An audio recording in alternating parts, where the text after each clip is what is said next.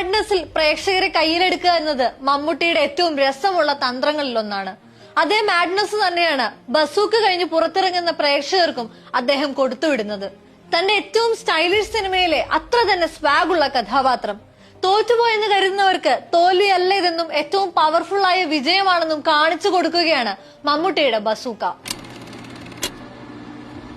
Game thriller എന്ന പരിചിതമല്ലാത്തൊരു ഓണറിലാണ് bazooka എത്തിയത്. എന്താണ് ഒരു ഗെയിം ത്രില്ലർ എന്ന ക്യൂരിയോസിറ്റിയെ സിനിമയുടെ പശ്ചാത്തലത്തിൽ അതൊരു ത്രില്ലർ പ്ലോട്ടിന് ഹേതുവായിക്കൊണ്ട് ഒരു ഗെയിം എത്തുന്നു എന്നതിലേക്ക് ബ്രേക്ക് ഡൗൺ ചെയ്തിരുന്നു ചിത്രത്തിന്റെ ക്രൂ. അതിനപ്പുറത്തേക്ക് ഒരു ഗെയിമിംഗ് മൂഡ് നൽകുന്ന സ്റ്റോറി ടെല്ലിംഗ് മെത്തേഡ് കൂടെ ചിത്രം സ്വീകരിക്കുന്നുണ്ട്. കണ്ടും കളിച്ചും ശീലിച്ച വിവിധ ഓൺലൈൻ ഗെയിമുകളെ ഡീകോഡ് ചെയ്തെടുത്ത് മുന്നോട്ട് പോകുന്ന രീതി. കഥ പറയാനായി മമ്മൂട്ടിക്ക് മുന്നിൽ എത്തിയ ഡിനോ ഡെന്നിസിനെ ഒരു സംവിധായകനാക്കി ഒരുക്കിയെടുത്തത് മമ്മൂട്ടിയാണ്. പക്ഷേ അയാളുടെ കഥയ്ക്കും ഡയലോഗുകൾക്കും മുകളിൽ നിൽക്കുന്നതായി ചിത്രത്തിന്റെ മേക്കിംഗ്. അതിലേക്ക് ആവശ്യമായ എല്ലാ സാങ്കേതികതകളെയും കൃത്യമായി തിരഞ്ഞെടുത്ത് ചാലിച്ച് ചേർത്തിട്ടുണ്ട്. അച്ഛൻ എഴുത്തുകാരനാണ് എന്നതല്ല തന്റെ ക്വാളിറ്റി എന്ന് ആദ്യം മമ്മൂട്ടിക്കും പിന്നീട് പ്രേക്ഷകർക്കും മനസ്സിലാക്കി കൊടുക്കുന്ന ഡിനോ ഡെന്നിസ്.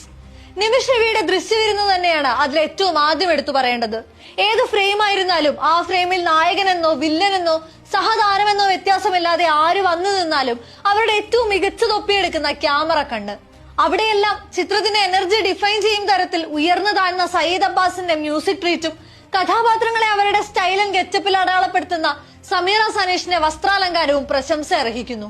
അതേസമയം നിഷാദ് യൂസഫ് എന്ന എഡിറ്ററിന്റെ വേർപാട് ചിത്രത്തിൽ വ്യക്തമാണ്. ചിത്രത്തിന്റെ ആദ്യ ഭാഗം തീർത്തും പ്ലെയിനായ പ്ലോട്ട് ബിൽഡിംഗ് ആണ്. അവിടെ പ്രതീക്ഷകൾക്കപ്പുറത്തേക്ക് ഒന്നും സംഭവിക്കുന്നില്ല. ഒരു ബസ്സിനകത്ത് നടക്കുന്ന തീർത്തും നാടകീയമായ രംഗങ്ങൾ. അതിലെ സബ് പ്ലോട്ടുകൾക്ക് ഒന്നും തന്നെ കഥയിലേക്ക് കാര്യമായി സംഭാവന ചെയ്യാനില്ലെങ്കിലും നായകന് കൊടുക്കുന്ന മാസീവ് അപ്പിയറൻസ് ചെറുതല്ല. മീനാക്ഷി, ജോമോ ജ്യോതി തുടങ്ങിയ യുവതാരങ്ങളെ കൊണ്ട് കാലപ്പഴക്കമുള്ള നിലവാരമില്ലാത്ത തമാശകൾ പറയിപ്പിച്ചത് കല്ലുകടിയാണ്. പ്രേക്ഷകർക്ക് അതിനോടകം മനസ്സിലായ പല പ്ലോട്ടുകളും ആവർത്തിച്ച് വിവരിച്ചത് പോലീസ് സ്ക്വാഡിന്റെ എഫിഷ്യൻസിയിൽ പ്രേക്ഷകർക്ക് സംശയം ജനിപ്പിക്കുന്നതായി. രാജ്യത്തെ ഏറ്റവും സെലിബ്രേറ്റഡ് പോലീസ് സേന വില്ലനെതിരെ സ്വയം മെനഞ്ഞെടുക്കുന്ന ടാക്ടിക്സുകൾ എവിടെയും പ്രയോഗിക്കുന്നില്ല. ഇവിടെയെല്ലാം ചിത്രത്തിന്റെ എഴുത്തും പ്രത്യേകിച്ച് ഡയലോഗുകളും വില്ലനാണ്.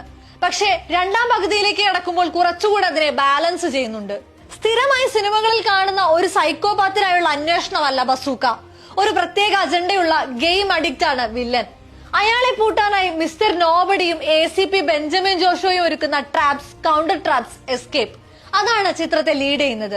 അവിടെ കൂടുതൽ സ്ക്രീൻ സ്പേസ് ഗൗതം മേനോന് ലഭിക്കുന്നുണ്ടെങ്കിലും സ്റ്റൈലിഷ് ഷോട്ടുകൾ അയാൾക്ക് വേണ്ടി എടുത്തിട്ടുണ്ടെങ്കിലും പെർഫോമൻസിൽ മെച്ചമൊന്നും തോന്നിയില്ല. ആദ്യം സ്കോർ ചെയ്തത് മമ്മൂട്ടി തന്നെ. ചിത്രത്തിൽ ഏറ്റവും കിക്ക് നൽകുന്ന ഭാഗം അതിന്റെ ഏറ്റവും